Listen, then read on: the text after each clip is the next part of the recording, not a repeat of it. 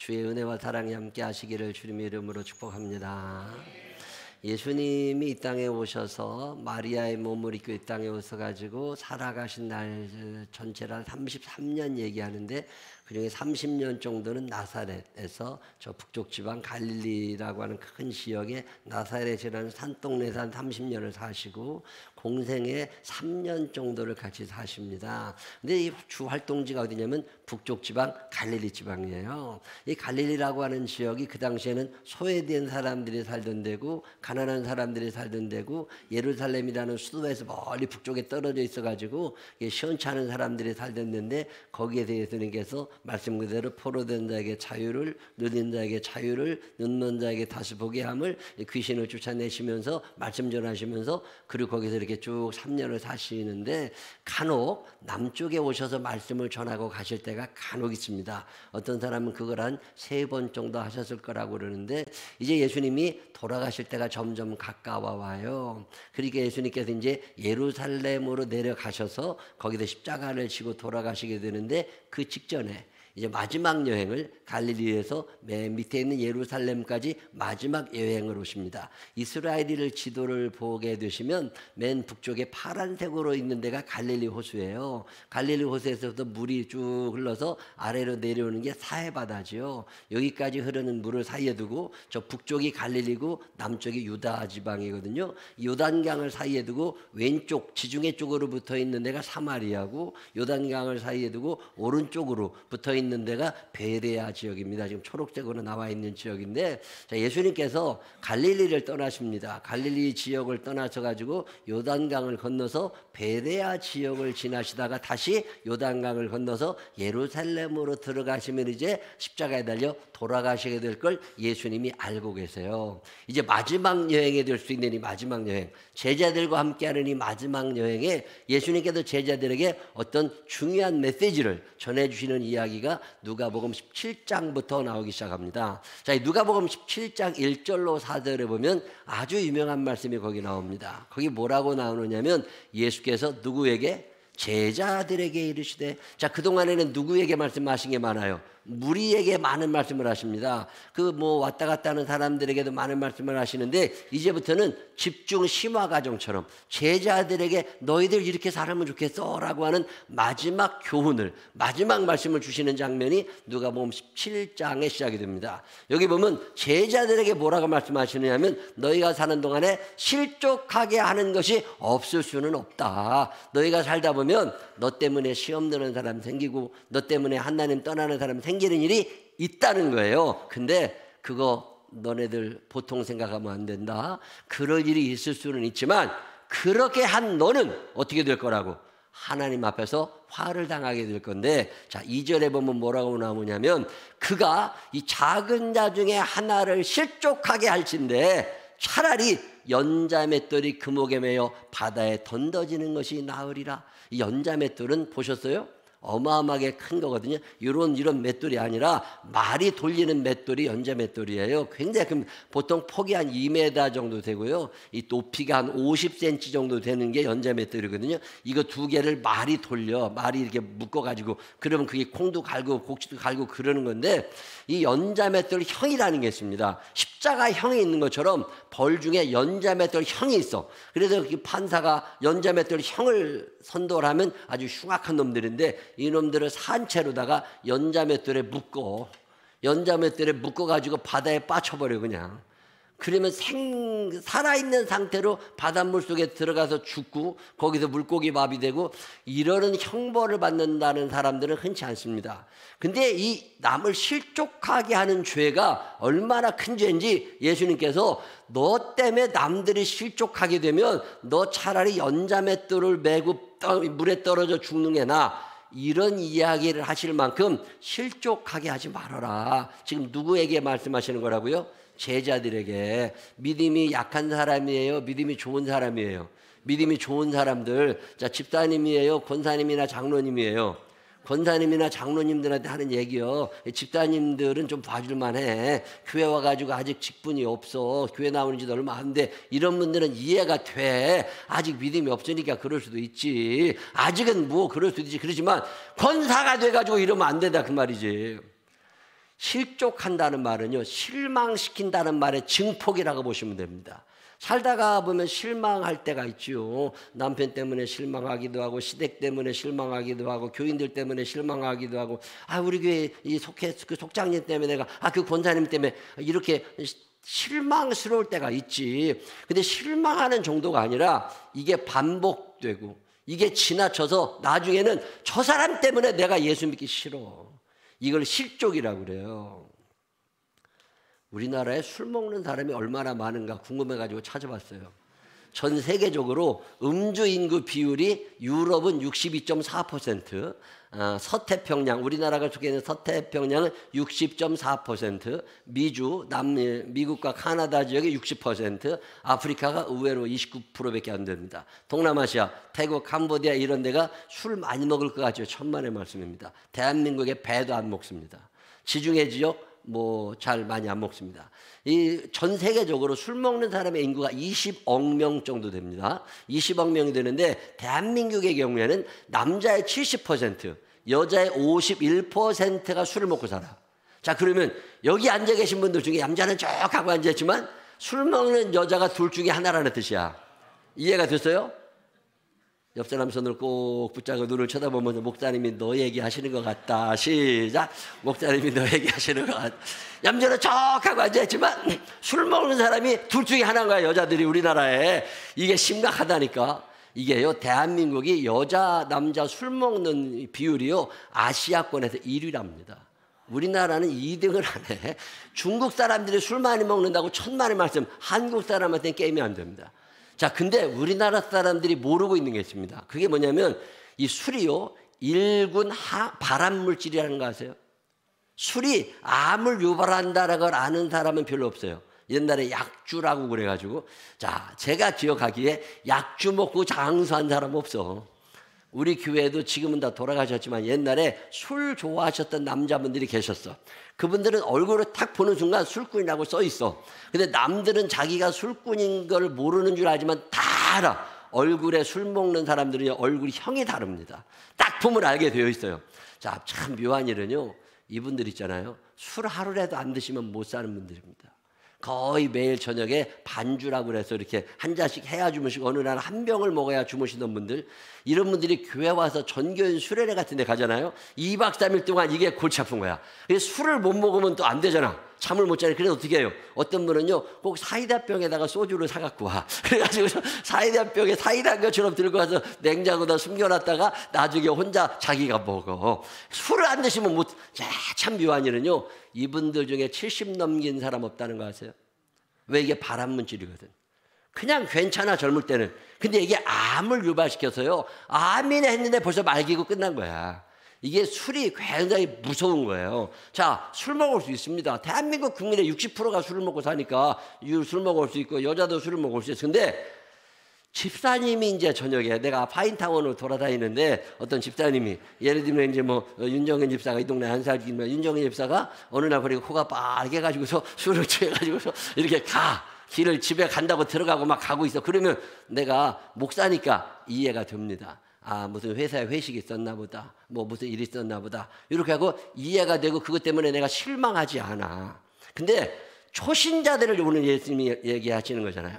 믿음이 연약한 사람이 봤을 때는 이게 문제가 되는데, 집사님이면 그래도 괜찮아. 근데 만약에 장로님이 술이 벌겋게 취해가지고서 머리가 흥그러져가지고서 소주병 하나 들고 집에 퇴근하는 걸 새신자가 봤어. 그러면 그 다음에 이 새신자는 어떤 생각이 들어요? 교회 괜히 갔나 보다. 이런 생각이 들어요, 안 들어요? 자, 이렇게 해서 남을 실망시킨 적이 있다, 없다? 이게 있다니까. 이런 사람은 차라리 연자맷돌을 메고 바다에 빠지는 게 나아. 예수님이 지금 이 말씀을 하시면서 너네들 절대 그런 짓 하지 마. 담배 한 대 필 수 있지 뭘. 그게 담배 피다고 지옥 가는 것도 아닌데. 그리고 담배를 필 수 있어. 자, 청년들 25, 6 먹은 사람이 담배 피는 거 많이 피죠. 이해가 됩니다. 근데 내가 담배를 피는데 저녁에 이제 밤에 퇴근하고 나와서 집 앞에서 혼자, 집에서 이제 담배 못 피게 엄마가 쫓아내니까 밖에 나와가지고 아파트가 어디에서 담배를 이제 25살 먹은 사람이 피고 있는데, 이 사람이 누구냐면 우리 생명나무 교회 아동부 교사야. 아들모 교사가 담배를 피고 있는데 그 앞에 그날 그 가르치는 애가 지나가. 자, 그러면 얘는 그 선생님을 보는 순간 무슨 생각이 들어? 실망해요, 실족해요? 그게 실족이야. 담배 폈다고 지옥 가는 건 아니야. 근데 내가 그런 일을 한 것 때문에 다른 사람이 하나님에게서 떠나게 되고 다른 사람들의 믿음이 줄어들게 되고, 그럴 때는 이거 차라리 연담에 떨매고 빠져 죽으라는 거야. 지금 예수님께서 제자들에게 엄청 세게 말씀하시는 거야. 그러면서 너네들 제발 너 다른 사람 앞, 특별히 어떤 사람, 믿음이 연약한 사람들 앞에서 너 망신스러운 일 하지 마. 그러면서 제자들에게 특별히 부탁을 하시는 거예요. 자, 그럼 우리가 이 땅에 살아가는 동안에 조심해야 돼요, 안 해야 돼요? 조심해야지. 자, 그러면 나의 어떤 행동이 다른 사람들을 실족해 할까? 자, 여러분의 어떤 행동이 다른 사람을 실족해 할까요? 제가 이 십자가 목걸이를 늘 달고 다니거든요. 십자가 목걸이 아까 저 옷가림들하고 달지 않고 여기다 넣어놓기만 했네. 내가 십자가 목걸이를 쭉 달고 다녀요. 내가 이 십자가 목걸이 달고 다니면 부흥회를 가잖아요. 그럼 사람들이 저한테 물어봐요. 뭐라고 물어보는 줄 아세요? 그거 진짜예요? 이렇게 물어봐요. 금이냐고 물어봐. 자, 이게 금일까요, 아닐까요? 금 아니지. 이거 금이면 누가 모가지 따가라고? 이게 금일 리가 없지. 이거 15,000원 단위는 싼 거야. 이거는 내가 차고 다녀. 자, 그리고 금이 아니라고 그러면 두 번째 물어보는 질문이 있습니다. 그게 뭔 줄 아세요? 왜 차냐고 물어봐. 왜 차냐고. 자, 내가 이걸 왜 차고 다닐까요? 어느 날 내가 지하철을 탔어. 지하철을 타고 이렇게 가는데 스님이 오셨어. 스님이 오셨는데 승복을 입고 탔어. 승복을. 자, 중은 목욕탕 가도 중인 거 금방 알아. 물 빡빡 가가지고. 그리고 하는 행동이 중이야. 그리고 승복을 늘 입고 다녀. 그래서 뭐 음식점에 가든 버스를 타든 스님이 이거 다 알아. 근데 목사는 내가 목사인 걸 아무도 몰라. 그러다 보니까 죄 지을 확률이 높아져. 수녀들도요, 24시간 수녀 옷을 입고 살아요. 근데 목사님들은 목사인 걸 아무도 몰라. 그러다 보니까 내가 죄 지을 확률이 많아져. 그래서 그다음부터 내 스스로 내가 예수 믿고 사는 시간을 조금 늘려보자. 그래가지고서 스스로 만들어 찬 게 십자가 목걸이야. 여러분도 하나씩 내가 해준 사람 많아. 근데 달고 다니는 사람 아무도 없어. 왜? 이걸 다르면 행동이 조심스러워. 욕할 수 없잖아. 내가 지하철을 타고 가는데 갑자기 어떤 나보다 나이 몇 살 많으신 분들이 이렇게 타. 그러면 왠지 일어나야 된다는 걸 알아요, 몰라요? 배워서 알잖아. 근데 일어나고 싶지 않아. 그럼 어떻게 하면 돼요? 눈 감고 자는 척 하면 돼. 근데 십자가 목걸이를 달고 있으면 어떻게 돼요? 일어나죠. 아, 그게 왜 그런가 몰라. 가다가 보면 뭐 마음에 안 들으면 욕도 하고 쌈도 할 일이 있잖아. 근데 십자가 목걸이를 달고 있으면 어떻게 해야 돼요? 왠지 착해야 될 것 같고, 왠지 바르게 살아야 될 것 같고. 그게 24시간 제자로 산다는 게 쉽다, 어렵다? 어려우니까. 예수님이 뭐라고 말씀하시냐면, 너 엄한 짓 하다가 괜히 욕먹지 말고 너 똑바로 살아. 이런 얘기를 하시면서 내가 무엇 때문에 남을 실망하지? 나의 어떤 행동 때문에 남들이 실망하는 게 단순히 술 먹었다고 담배 폈다고 실망하는 것도 있겠지만, 오늘 예수님이 말씀하시는 건 뭐냐면 용서하지 않는 죄예요. 내가 그거 용서할 수 있어. 근데 예수 믿는다는 거 내가 뻔히 알아. 내가 예수 믿는 거 아는데 용서가 안 되는 거야. 자, 20년 전에 아버지가 나한테 상처를 줬대. 30년 전에 내가 어렸을 때 우리 아버지가 나한테 뭐라고 얘기했고, 그때 우리 엄마가 나를 방에다 가둬놓고 어떻게 했고, 그게 용서가 안 된다. 난 이해가 안 돼요. 자기 남편이 자기한테 5년 전에 무슨 얘기를 했대. 그게 잊어버려지지 않는데. 아니, 그렇게 머리 좋으면 사법고시를 봐. 아니, 왜 그게 안 잊어버려지냐고. 그게 잊어버려져야지. 예수님께서 우리의 죄를 용서하시는데 어떤 죄를 용서하시는 게 아니에요. 그분이 십자가에 달려 돌아가심으로 모든 죄를 지우시는 거거든요. 어떤 사람의 죄는 용서하고 어떤 사람의 죄는 용서하지 않아. 그건 용서가 아니라는 거예요. 예수님이 우리에게 말씀하시는 게 뭐냐면, 너희가 제자라면, 너희가 제자의 길을 걸어가고 있다면 적어도 용서라는 단어 앞에서 자유로우라는 거예요. 어떤 사람은 용서하고 어떤 사람은 용서가 안 돼. 친정 식구는 용서가 되는데 시댁 식구는 용서가 안 돼. 자, 그건 그리스도인이 아니라는 뜻이에요. 저는 살면서 아주 많은 경험을 해보는데 그 중에 하나가 뭐 용서의 경험이에요. 아, 어느 날 하나님이 진짜 내 모든 죄를 다 용서하셨구나. 이 믿어지는 날, 자, 용서의 확신을 가지게 되면요, 천국이 보이기 시작하거든요. 천국이 보이면 살아가는 게 달라지기 시작합니다. 근데 우리가 변화가 일어나잖아. 특별히 용서가 안 돼. 왜? 내가 용서받았다는 믿음이 없는 거예요. 내가 용서받았다는 믿음이 생기잖아요. 하나님이 내 모든 죄를 용서하셨다는 믿음이 생기면 왠지 내가 용서하고 싶은 마음이 저절로 생겨. 이 부활절이 되면 텔레비에서 부활이라는 영화를 더러 보여줍니다. 보이거든 한번 보세요. 그 영화를 참 감동 깊게 봤습니다.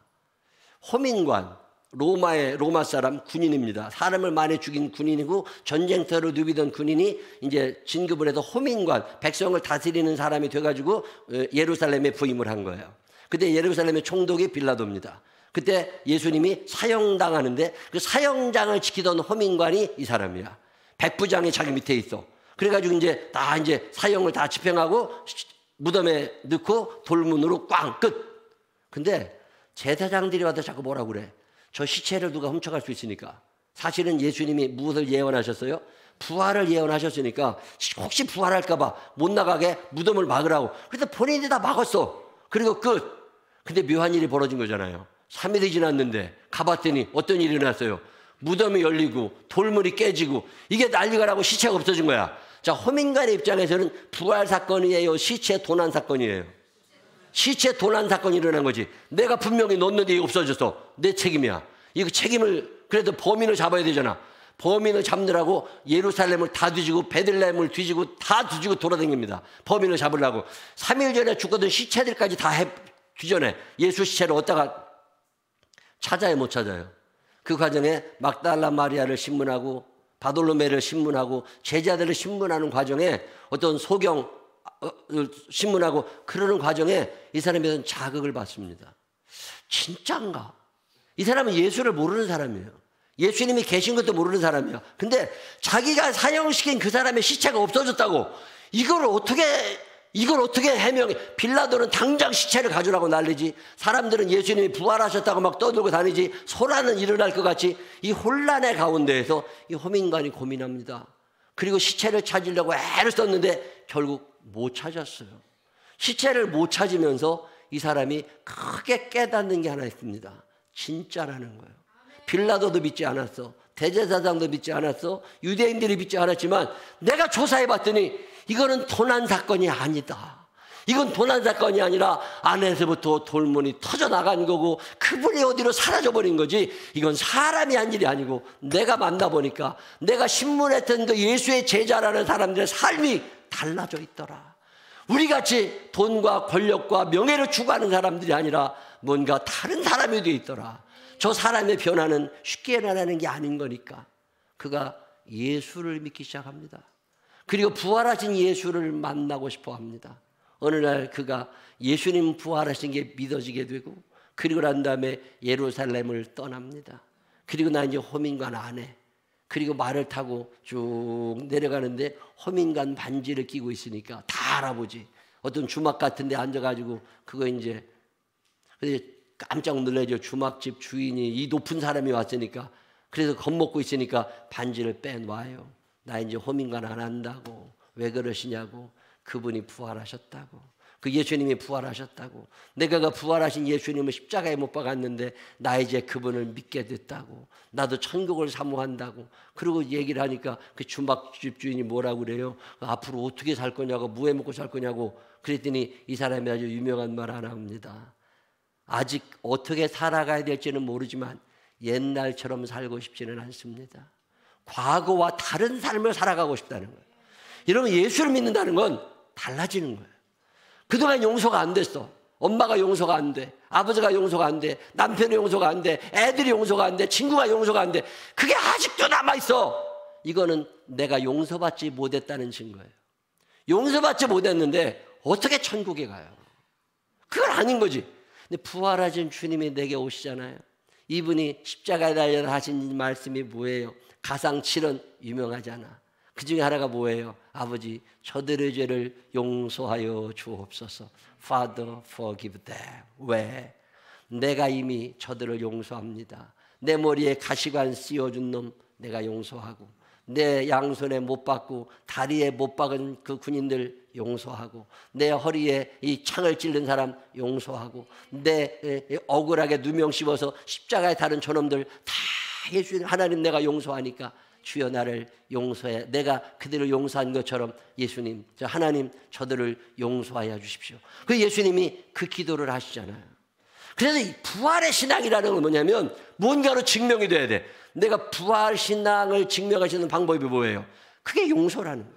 오늘 예수님께서 누가복음 17장 3절 4절에 갑자기 끊김없이 용서라는 단어를 끌고 나오십니다. 그러면서 뭐라고 말씀하세요? 너희가 실족하게 하는데 무엇 때문에? 다른 사람도 용서하지 못하는데 나도 용서하지 못하면 다른 사람들이 나를 예수 믿는 사람으로 보겠냐는 거예요. 적어도 다른 사람들과는 다른 삶을 살아야지. 나를 억울하게 만들고 손해를 끼치고 나를 괴롭히던 그런 사람들 평생 못 잊는 게 아니라 내가 이제는 주께서 나를 용서하신 같이 주님이 내 어떤 죄는 용서하시고 어떤 죄는 용서 안 하신 게 아니라 다 용서하셨던 것처럼 이제 하나님 나도 그들을 용서하기를 원합니다. 예수님이 지금 이 질문을 던지고 계시는 거잖아요. 너 부활 신앙을 갖고 사는 건 맞니? 너 진짜 네가 부활할 걸 믿어? 내 예수님께서 부활하신 것처럼 나도 부활할 걸 영원의 생명을 얻을 걸 믿는다면 이제는 용서하는 자로 살아가라고 말씀하시는 거잖아요. 여러분 사는 날 동안에 용서가 쉬운 사람들이 되시기를 바랍니다. 용서할 줄 아는 사람들이 되시기를 바랍니다. 왜? 내 죄가 용서받았잖아. 저는 내 죄를 용서하신 하나님을 만났습니다. 내 죄를 용서해 주시는 그분 때문에 내가 이제 용서하는 게 쉬워진 거야. 여러분 살아가는 날 동안에 작은 허물이든 큰 허물이든 영원히 잊지 못할 어떤 충격적인 사건이라 할지라도 용서할 줄 아는 사람, 그때 사람들이 실족하지 않는다는 거잖아요. 왜? 우리는 제자들이니까 기대치가 있는 사람들이잖아요. 이제 앞으로 살아가는 날 동안에 용서가 자연스러운, 특별히 부모님에 대한 앙금, 배우자, 가족들, 형제들, 교인들, 가까운 사람들에 대한 앙금이 이 한 주간 동안에 서서히 녹아져 내려가고 사랑의 마음으로 가득 차지는 이 한 주간을 살게 되시기를 주님의 이름으로 축원합니다. 기도하겠습니다. 좋으신 아버지 하나님, 모든 죄를 주께서 용서해 주심 같이 나도 용서하는 자가